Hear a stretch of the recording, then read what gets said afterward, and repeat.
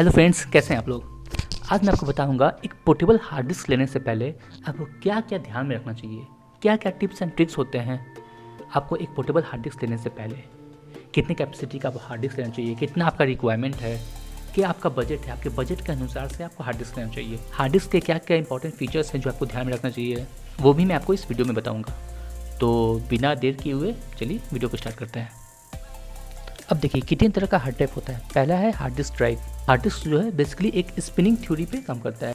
Hard disk में एक spinning magnetic disk होता है जो हमेशा रोटेट करता रहता है, वो उस थ्योरी पे काम करता है। एसएसडी बिल बेसिकली एक चिप की तरह होता है जिसमें कोई रोटेटिंग पार्ट नहीं होता है, वो चिप में ही डाटा स्टोर करता है। ये एक फ्लैश ड्राइव की तरह काम करता है। और तीसरा है हाइब्रिड ड्राइव। हाइब्रिड ड्राइव को हम लोग सॉलिड स्टेट हाइब्रिड ड्राइव भी कहते हैं। ये एक कॉम्बिनेशन होता है हार्ड डिस्क ड्राइव और एसएसडी का, जिसमें दोनों का परफॉर्मेंस कॉम्बाइन रहता है। ये बेसिकली एसएसडी ड्राइव से ज़्यादा एक्सपेंसिव रहता है। तो देखिए बेसिकली आप हार्ड डिस्क लेने जा रहे हैं, एक पोर्टेबल हार्ड डिस्क लेने जा रहे हैं, तो यह ध्यान रखिए आपको एक ब्रांडेड हार्ड डिस्क लेना होगा, क्योंकि आप उसमें अपना डाटा स्टोर कर रहे हैं, अपना एक्सपेंसिव डाटा स्टोर कर रहे हैं। तो एक्सपेंसिव डाटा स्टोर करने के लिए आपको थोड़ा सा तो एक्सपेंसिव हार्ड डिस्क लेना ही पड़ेगा। तो आप कोशिश कीजिए एक ब्रांडेड और एक ड्यूरेबल हार्ड डिस्क लेने के लिए। सो अब देखिए आपको कितनी कैपेसिटी का आपको हार्ड डिस्क लेना है, ये भी निर्भर करता है। सो मेरे हिसाब से तो आपको हार्ड डिस्क मिनिमम 1.5 TB से लेकर 3 TB तक का लेना चाहिए, क्योंकि आप 1 TB का लेना चाहिएगा तो 1 TB से थोड़ा सा पैसा लगा के हमको लगता है 500-600 ज़्यादा लगा के आपको 1.5 TB मिल जाएगा। उतना भी नहीं होगा, 300-400 ही ज़्यादा होगा, आपको 1.5 TB मिल जाएगा आराम से। मैंने हार्ड डिस्क लिया वो सीगेट का लिया है, वो 1 TB 1.5 TB का मैंने लिया है, तो बहुत ही अच्छा रेट पे हमको मिल गया था 1 TB से अच्छा से। सो कोशिश कीजिए आप मिनिमम तो आप 1.5 TB का हार्ड डिस्क लीजिए, मैक्सिमम आप 3 TB तक भी ले सकते हैं। लेकिन याद रखिएगा कि अगर आप ज़्यादा स्टोरेज का हार्ड डिस्क लेंगे, अगर आपका डाटा इसमें स्टोर रहता है, अगर वो हार्ड डिस्क करप्ट हो गया तो आपका बहुत सारा फाइल नुकसान हो जाएगा। तो कोशिश कीजिए हार्ड डिस्क आप ऐसे 1.5 से 3 TB तक का हार्ड डिस्क ले सकते हैं। उससे ऊपर का आप हार्ड डिस्क मत लीजिए।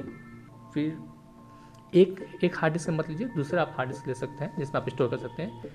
कि मान के चलिए कोई दोनों में से कोई एक हार्ड डिस्क अगर बाई चांस ख़राब हो जाए तो आपका दूसरा हार्ड डिस्क में डाटा स्टोर रहेगा। हार्ड ड्राइव तो आप ले लिए, लेकिन उसका स्पीड भी आप बहुत ही ज़रूरी रहता है। तो कितनी स्पीड का आपको हार्ड डिस्क लेना चाहिए, उसका स्पीड का क्या रहता है। जैसे अभी देखिए अभी लेटेस्ट चल रहा है USB 3.0, जिसका ट्रांसफ़र स्पीड होता है 625 Mbps, मतलब 625 MB पर सेकेंड ये स्पीड देता है आपको। प्रीवियस जो वर्जन है USB 2.0 उसका ट्रांसफ़र स्पीड है 480 Mbps। सो अभी आपको USB 3.0 का ही हार्ड ड्राइव आपको लेना चाहिए।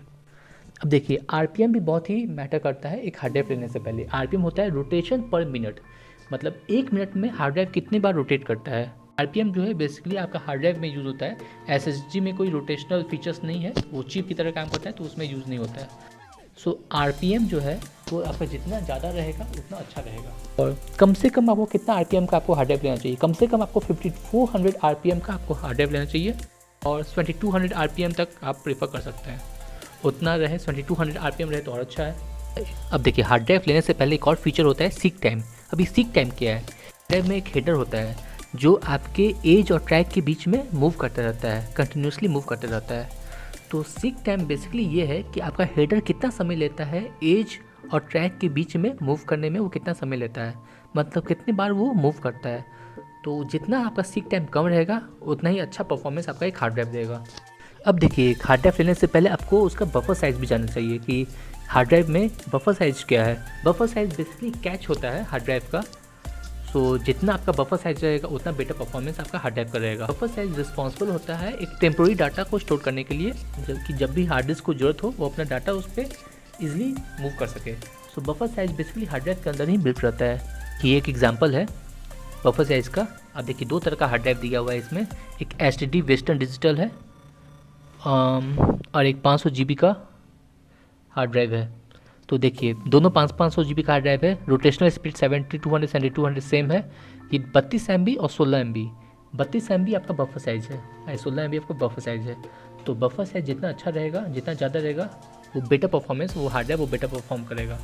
सो अब देखिए आपको हार्ड ड्राइव में और क्या क्या एडिशनल फीचर आपको देखना चाहिए। आपके एक अच्छे हार्ड ड्राइव में, एक पोर्टेबल हार्ड ड्राइव में क्या क्या और फीचर्स होना चाहिए ताकि वो बहुत ही सिक्योर रहे और कंपैटिबल रहे। देखिए आपके हार्ड ड्राइव में कम से कम बैकअप फीचर्स तो होना चाहिए ताकि हम अपना क्लाउड स्टोरेज कर सकें। उसमें ऑनलाइन बैकअप फीचर्स आपके हार्ड ड्राइव में होना चाहिए। पासवर्ड प्रोटेक्शन सॉफ्टवेयर भी होना चाहिए ताकि आपका हार्ड ड्राइव कोई दूसरा कोई इस्तेमाल नहीं कर सके। आपका हार्ड ड्राइव पासवर्ड सिक्योर हो। और हार्ड ड्राइव का वारंटी भी होना चाहिए। आजकल ज़्यादातर हार्ड ड्राइव में कम से कम 5 साल का तो वारंटी मिलता ही है। आपके हार्ड ड्राइव में वारंटी फीचर्स भी होना चाहिए। सो ये सारे फीचर्स आपको ध्यान में रखना चाहिए एक पोर्टेबल हार्ड डिस्क खरीदने से पहले। सो अगर आपको मेरा वीडियो पसंद आया तो please like, share and subscribe our channel. Thank you guys.